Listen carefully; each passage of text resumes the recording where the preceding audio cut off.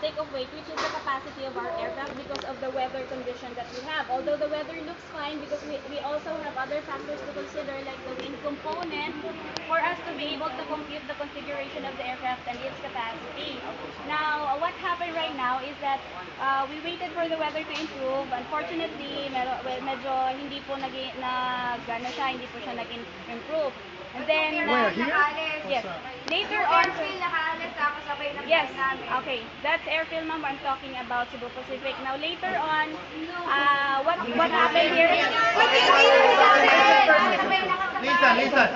Let us talk first. Yes. Now, what happened po is because Katiklan Airport is sunset limited, we were not able to get the clearance already to take off from Katiklan because it's not already safe for us. Now, these two aircraft that we have right now will be departing tomorrow. Early in the morning, we will be providing right now the hotel accommodation for all of us in Boracay po. We have already called up the hotels there. What hotel? Air conditioner, no mosquito. Yes, I will give you the names right now. I'm just confirming the numbers of the rooms that are available right now. And then I have also staff to assist us towards there. I am already preparing the vans right now so as to get us from here towards the jetty port. And then also the staff will be assisting up to Boracay na rin. And tomorrow somebody will be getting you out from the hotel na rin po para i-assist tayo to get here in Katiklan para i-load po tayo sa kanya-kanya. What time?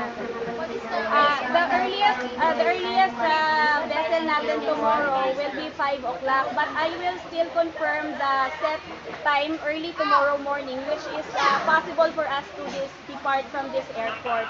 So that will be the setup that we have right now. 5 in the morning. Yes, sir.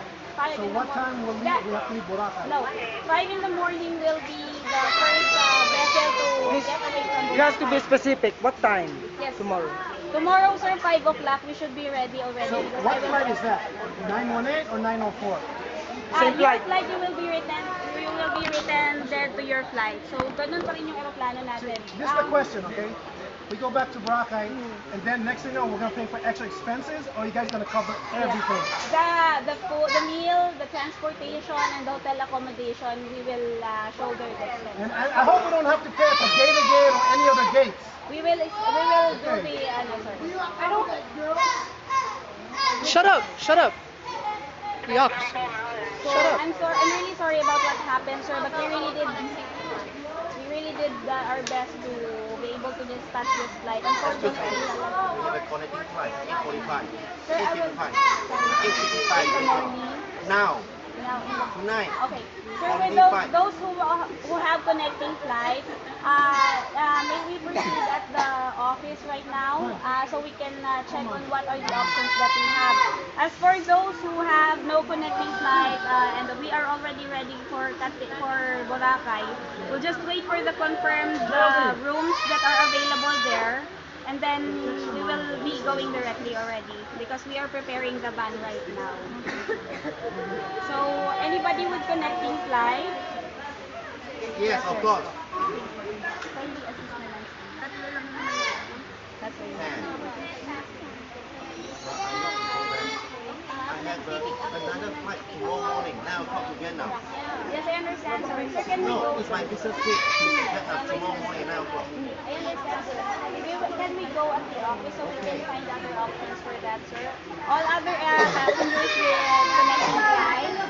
Sir, can we just follow the agent, sir? We will be going at the office. Where are we going right now? At the office, sir. I'll ask somebody to assist. As for those who will be transferring with no connecting flight right now, can we just wait for here until we have the vans ready already? And I will ask also somebody to assist you to get there.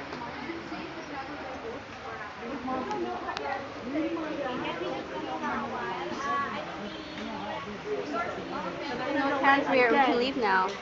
There's no chance? There's no chance that we can leave. We can't leave now. We're leaving at 4 o'clock in the Fuck!